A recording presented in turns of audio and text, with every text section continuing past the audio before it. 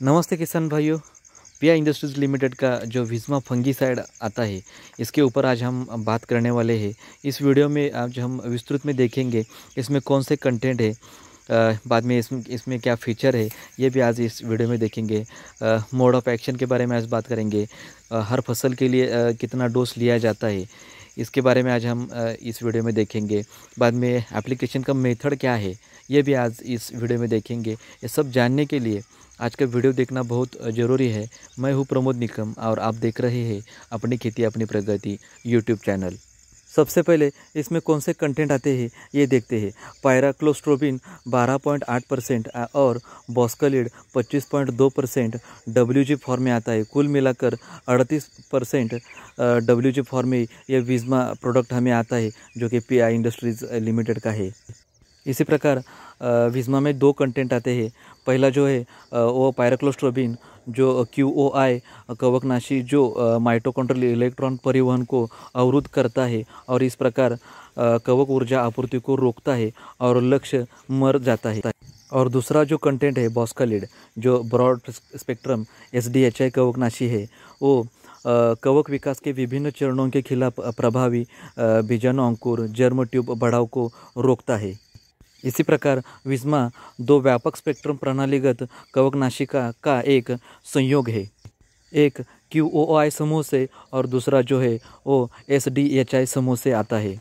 अब हम जानने की कोशिश करते हैं इसमें क्या विशेषता है। उत्कृष्ट फसल सुरक्षा और सुरक्षा के साथ कवक पर दोहरा हमला एक बहुत ही बड़ी विशेषता है इसकी।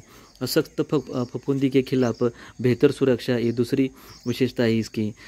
फसल को मजबूत रखते हुए और पत्तों को हरा भरा बनाकर फसल को जीवन शक्ति प्रदान करता है, ये दूसरी विशेषता है इसकी। फसल ऊर्जा का बेहतर उपयोग ये चौथी इसकी विशेषता है। और पांचवी विशेषता ये है, कवक बीजाणुओं के सभी चरणों पर ये रोक लगाता है। ये बहुत बड़ी इसकी विशेषता है पाँच नंबर की। अब हम जानने की कोशिश करते हैं कौन से फसल के ऊपर कब इसका इस्तेमाल करना चाहिए और कौन से रोग के लिए इसका इस्तेमाल करना चाहिए। सबसे पहले अंगूर के लिए कई रोगों के ऊपर हम विस्मा का इस्तेमाल कर सकते हैं, जैसे downy mildew, powder mildew, anthracnose और बोट्रिटिस का प्रबंध करने के लिए इसका हम इस्तेमाल कर सकते हैं। इसको हम प्रीब्लूम चरण में इसका बहुत बढ़िया तरीके से इसका इस्तेमाल कर सकते हैं। बाद में मिर्च और टमाटर की फसल में हम इसका इस्तेमाल कर सकते हैं। प्रारंभिक सक्रिय वनस्पति का जो चरण होता है उसमें हम पहला प्रयोग कर सकते हैं। और दूसरा जो प्रयोग है वो प्रारंभिक फल लगने की जो स्थिति होती है उस दौरान हम दूसरी बार इसका प्रयोग कर सकते हैं। हर फसल में केवल 2 ही बार हम इसका इस्तेमाल कर सकते हैं मौसम के हिसाब से। बाद में प्याज और लहसुन के फसल के ऊपर भी हम इसका इस्तेमाल कर सकते हैं। पहला जो प्रयोग है विस्मा का वो रोपण के बाद 15 से 20 दिन के बाद हम इसका पहला इस्तेमाल कर सकते हैं। मतलब 1 से 2 पत्ते निकलने के बाद हम पहला इसका प्रयोग कर सकते हैं। और दूसरा जो प्रयोग है वो बल्ब के विकास के स्तर पर हमें इसका करना चाहिए। इसी प्रकार हम 2 बार इसका इस्तेमाल कर सकते हैं, 2 से ज़्यादा बार हम विस्मा का इस्तेमाल नहीं कर सकते। अब हम जानने की कोशिश करते हैं कौन से फसल के ऊपर कितनी मात्रा में हमें इसका इस्तेमाल करना चाहिए और कौन से रोग के लिए इसका इस्तेमाल करना चाहिए, ये जानने की कोशिश करते हैं। ये जो मात्रा है वो प्रति हेक्टर के हिसाब से मात्रा मैं आपको बताने वाला हूँ। सबसे पहले अंगूर की जो फसल है उसमें कोमल फफूंदी और खस्ता फफूंदी जो आती है, ये जो रोग आता है, इसके ऊपर हमें 190 से लेकर 288 ग्राम तक हम इसका इस्तेमाल कर सकते हैं। बाद में मिर्च की जो फसल है उसमें पाउडर की तरह फफूंदी जो आती है, इसके ऊपर हमें 288 ग्राम प्रति हेक्टर के हिसाब से हमें इसका इस्तेमाल करना चाहिए। बाद में सेब जो फसल आती है उसके ऊपर पाउडर की तरह जब फफूंदी आ जाती है तब हमें 280 ग्राम AI के हिसाब से इसका इस्तेमाल करना चाहिए।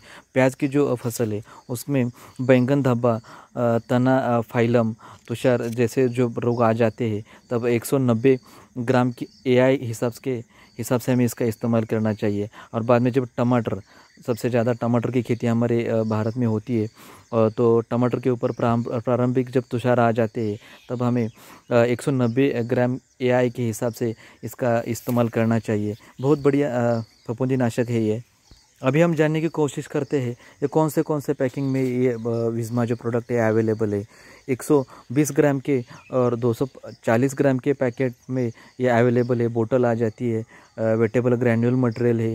वीडियो अगर आपको अच्छा लगा होगा तो ज़रूर लाइक कर दीजिएगा, अपने दोस्तों के साथ ज़रूर शेयर कर दीजिएगा।